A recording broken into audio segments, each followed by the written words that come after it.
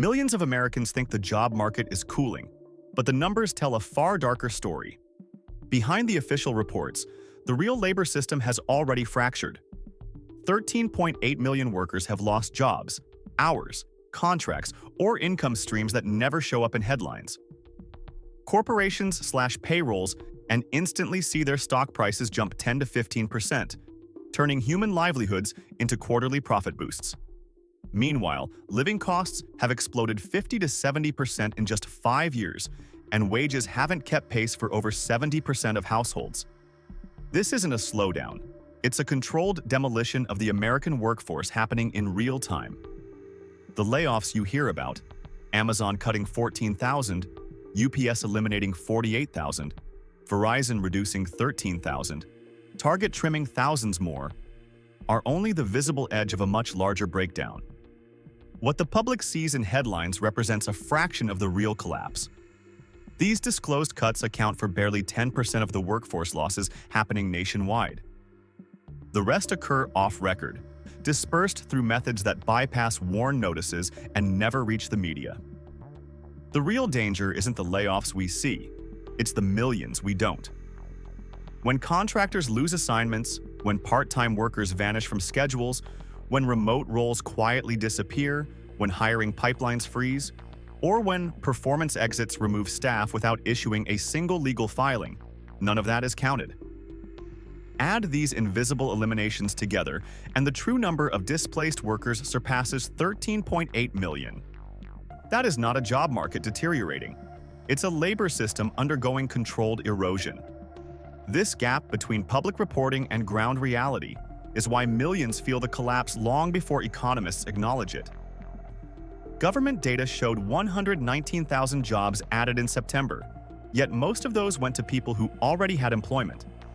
That means the unemployed, the people who actually need work, continue falling out of the system entirely.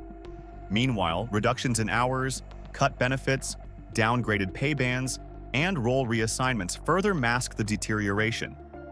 These tactics aren't labeled as layoffs, but the financial impact is identical. Companies have perfected this quiet extraction strategy. Amazon is aggressively restructuring teams while preparing to eliminate up to 600,000 workers by 2033. UPS shifted to a leaner labor model that erased nearly 50,000 positions in a single year.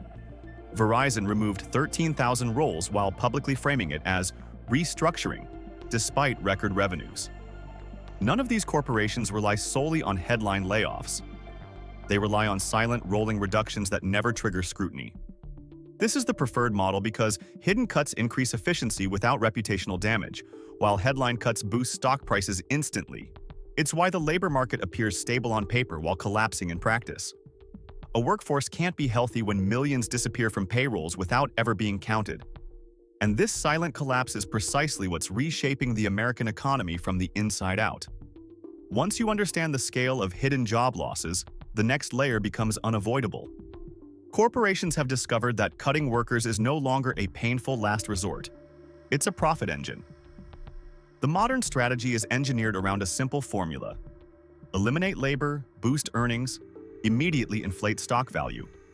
This is why the biggest companies in America are reducing staff at the fastest pace in over a decade, even while reporting billions in cash reserves. The pattern is unmistakable. When UPS removed 48,000 workers, its stock price surged 13% within hours. Amazon's announcement of sequential layoffs contributed to a market valuation jump worth billions. Verizon's restructuring, removing nearly 13,000 employees, was rewarded with stronger investor sentiment despite falling customer metrics. Wall Street's reaction is consistent across industries. Workforce destruction is now interpreted as operational efficiency. This incentive structure turns layoffs into a competitive advantage. Executives know that cutting payroll immediately improves quarterly numbers. With labor often representing 40 to 60% of corporate operating costs, even a small reduction can translate into hundreds of millions in cost savings. Investors don't ask who was cut. They only measure how much the balance sheet shrank. And because CEO compensation is heavily tied to stock performance, these decisions are not just organizational, they are personal profit decisions. Amazon's CEO, for example, earned compensation exceeding $40 million, directly linked to stock performance gains intensified by workforce reductions. This playbook spreads because the market rewards it with mathematical precision. Each round of layoffs, public or concealed, strengthens the company's share price, which in turn pressures competitors to repeat the same strategy. If one major retailer cuts 10,000 workers, rivals follow. If a logistics giant slashes tens of thousands of jobs, peers cannot afford to appear inefficient. Layoffs have become synchronized because the financial system punishes any company that fails to participate. The result is a labor environment shaped not by economic necessity, but by financial engineering. Corporations fire proactively, not because demand collapsed, but because investors expect margins to expand. The system no longer asks companies to innovate, improve products, or raise productivity. It asks them to shrink payrolls fast enough to satisfy quarterly expectations. And this new playbook ensures something far more dangerous. When cutting workers becomes the main pathway to profit, the collapse of the workforce is not an accident. It becomes the business model.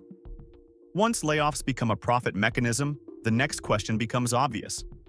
Who gets cut first? The answer is the backbone of the workforce: experienced employees, older workers, and degree holders who once represented stability. Companies no longer view these groups as assets. They view them as cost liabilities. And because eliminating a single seasoned worker can save the equivalent of 2 to 3 entry-level salaries, the calculus becomes brutally simple. The middle of the workforce is now the primary target. This shift is not anecdotal, it is systemic.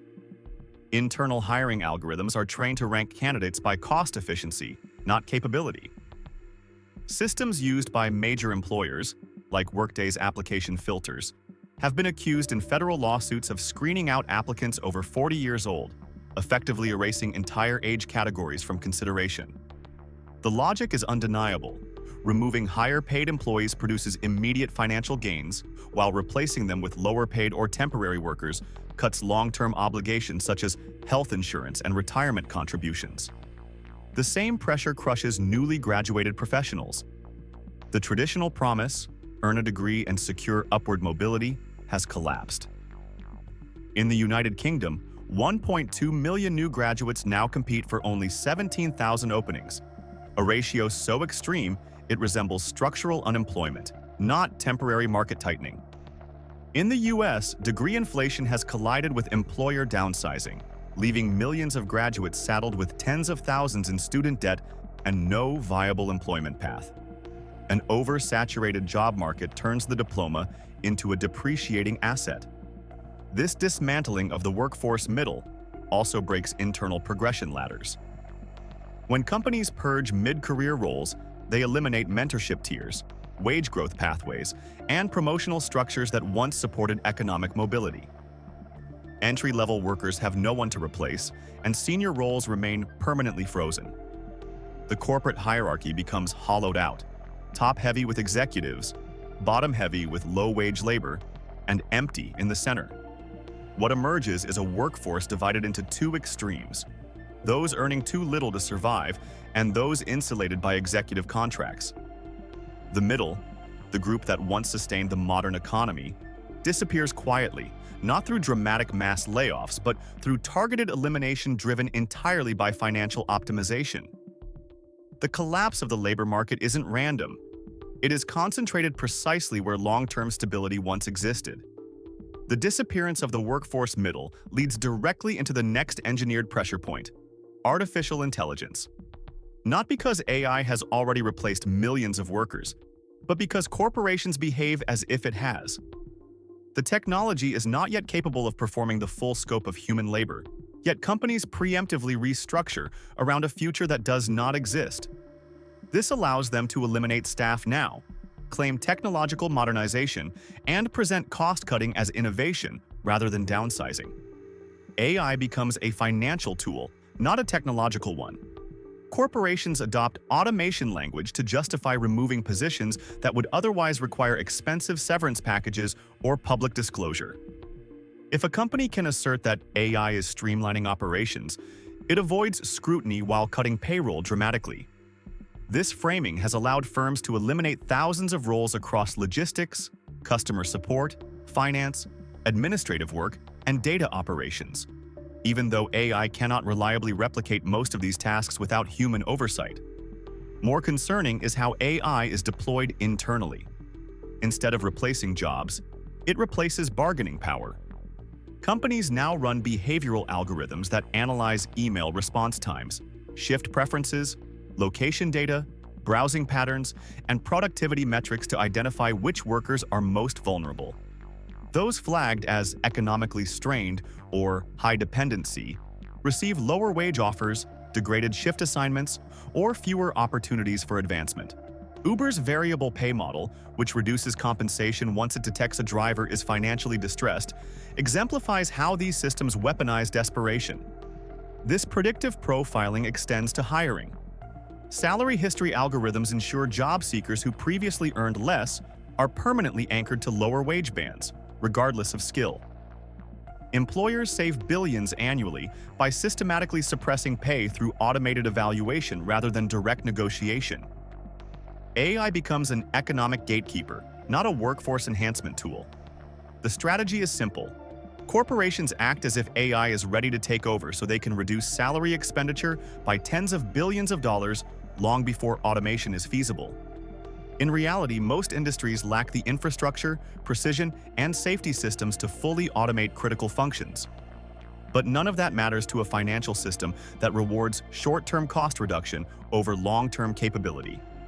AI didn't eliminate the worker. Corporate policy preemptively erased the role, then used automation as the justification.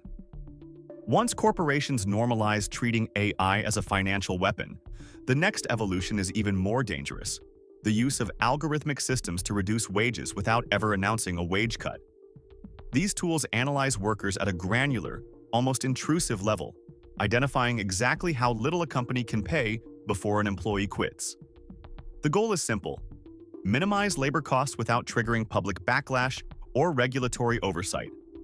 This new wage architecture relies on behavioral tracking. Algorithms evaluate factors like commute distance, purchase history, credit indicators, scheduling flexibility, productivity fluctuations, and even phone usage during shifts. With enough data points, a company can estimate an employee's financial pressure with disturbing accuracy. When the system determines a worker is dependent on the job, it lowers their earnings opportunities, confident they will accept the reduction. This tactic was documented in Uber's driver pay structure, where compensation drops once the algorithm detects heightened financial strain. Corporate HR systems operate with similar logic. Salary history analysis ensures anyone who previously earned less remains locked into lower pay bands permanently. Many employers require applicants to enter past earnings, allowing automated compensation models to suppress wages for millions of workers. Instead of negotiating, the system calculates the minimum acceptable offer, optimizing for cost, not fairness. Shift-based industries amplify this with algorithmic scheduling. Retailers and logistics companies assign shorter shifts, inconsistent hours, or reduced workloads to hold weekly earnings below thresholds that would trigger benefit requirements. This method allows firms to cut labor expenses by billions without ever adjusting hourly pay rates. It is a pay cut disguised as operational efficiency. Companies with large workforces push this further with dynamic pay models used across warehouses, delivery networks, and call centers. These programs adjust compensation in real time based on workforce saturation, local unemployment rates, and consumer demand patterns. The lower the job market falls, the more aggressively the system suppresses wages. It transforms economic desperation into a pricing mechanism. This is not technology used to improve productivity. It is technology designed to harvest vulnerability. When corporations embrace algorithmic compensation, wages are no longer determined by skill or experience. They are determined by how much hardship the system predicts you can endure. The workforce is not just being underpaid, it is being computationally devalued. The algorithmic suppression of wages would already be catastrophic in a stable cost environment. But it's occurring in an economy where the true cost of living has surged far beyond official inflation metrics. This disconnect is not a statistical accident. It's the result of a measurement system designed to obscure the scale of household financial deterioration. The Consumer Price Index reports a decline from 9% inflation to roughly 3%. Yet real-world expenses tell a different story. Housing costs have risen 35 to 50% in many regions. Auto insurance has jumped 40 to 80% depending on the state. Groceries, even after shrinkflation, cost 25 to 40% more than they did just 5 years ago. Out-of-pocket healthcare expenses have surged, with deductibles increasing 30% in a decade. Energy, utilities, property taxes, and maintenance costs have climbed in double-digit increments year after year. When you combine these categories, the average household faces a cumulative cost increase of 50 to 70%, a figure completely detached from official government narratives. The inflation mirage is maintained through selective weighting. CPI underrepresents housing and excludes the accelerating impact of insurance, fees, and service charges. Corporate pricing strategies, smaller packages, hidden surcharges, dynamic pricing, mask effective inflation without appearing in the data. Tyson's decade-long manipulation of pork supply to raise prices exemplifies how artificial scarcity quietly reshapes consumer costs. The penalties for these practices amount to a fraction of the profits earned, making inflation not merely a macroeconomic phenomenon, but a revenue strategy. This cost reality compounds the wage crisis. As companies depress earnings through algorithmic modeling, households face escalating expenses that outpace income by factors of 2 or 3. Even workers who maintain employment experience financial regression. Wages rise a few percent. Housing alone consumes the entire increase. Many families now spend 30 to 50% of income on rent, 15 to 20% on food, and mounting percentages on essentials previously considered manageable. Disposable income evaporates, savings collapse, and debt dependence accelerates. The official inflation rate may soothe markets, but it does nothing for the household forced to absorb structural cost increases every month. And because the financial system responds to CPI, not lived experience, policy decisions consistently underestimate the severity of economic strain. A workforce with shrinking wages and rising costs is not merely stressed, it is being economically cornered. When wages are algorithmically suppressed and living costs accelerate far beyond official inflation, the next outcome becomes unavoidable. Millions of Americans must work multiple jobs simply to remain afloat. Not to advance, not to save, not to invest, just to avoid falling behind. This shift marks a fundamental break from past economic cycles. A second job is no longer supplemental income. It is survival income. Data confirms this transformation. Roughly 5.5% of U.S. workers now hold more than one job, and this share has been climbing steadily for years. During the pandemic, it briefly dipped, but it has since surged back toward the levels seen in the 2008 crisis. The government's own reports reveal that a significant portion of newly created jobs, such as the 119,000 positions added in a recent monthly report, went not to the unemployed but to individuals already employed. In other words, job creation increasingly reflects workers stacking roles, not expanding employment opportunities. The industries absorbing this labor are almost entirely low-wage. Restaurants, hospitality, retail, and entry-level healthcare roles dominate new openings. These sectors offer inconsistent schedules, limited benefits, and hourly wages that fail to match the 50 to 70% rise in essential living costs over the past 5 years. Workers who previously earned stable incomes in manufacturing, logistics, or administrative fields now patch together piecemeal employment, one evening shift here, a weekend role there, without gaining financial traction. Even more troubling is the competitive pressure created by deteriorating economic conditions.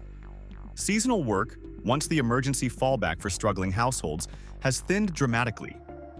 Retail job openings fell 22% year over year, meaning hundreds of applicants now compete for roles that used to be filled within days. This shortage forces even more people into multiple job arrangements as safety valves close across the economy. Debt compounds the issue. With credit card interest rates exceeding 20%, households cannot rely on borrowing to cover shortfalls. The result is a labor force pushed into perpetual motion, working longer hours across multiple roles for stagnating or shrinking net income. The two-job economy is not a symbol of resilience. It is evidence of structural failure. When millions must double their workload to maintain a declining standard of living, the labor market is not functioning. It is cannibalizing itself. The rise of the two-job economy leads directly into the next rupture, the collapse of seasonal employment. For decades, holiday hiring acted as the final safety valve in the U.S. labor system, a predictable, temporary lift that allowed struggling families to bridge financial gaps, pay down debts, and survive the winter months. That valve is now gone, and its disappearance signals a deeper fracture than even the rise of multi-job work. Retailers once hired aggressively between October and December. Just last year, holiday hiring reached 442,000 positions. But this year, the National Retail Federation projected barely 260,000 to 360,000, a drop so severe it resembles recession-era behavior. The decline isn't symbolic, it's structural. Retail job openings have fallen 22% year over year, a contraction large enough to choke off the annual fallback option millions once relied on. This collapse isn't caused by a lack of applicants, it's the opposite. Companies are flooded with applications, often hundreds for a single cashier position that used to attract a handful. Seasonal work has become a battleground of economic desperation, not a cushion. Families who once counted on a temporary job to cover holiday expenses now discover the roles simply don't exist, or are swallowed instantly by overwhelming competition. Retailers aren't holding back by accident. With consumer spending weakening and inventory costs rising, corporations are bracing for softer sales. Automation amplifies the shift. Self-checkout kiosks, streamlined inventory systems, and reduced staffing models eliminate thousands of seasonal roles that were once essential. Even stores in historically busy corridors are relying on existing employees rather than adding temporary hires. The collapse is visible beyond retail. Logistics firms are shrinking seasonal routes. Local shops, once dependent on holiday foot traffic, aren't hiring at all. Toy stores near Washington, D.C.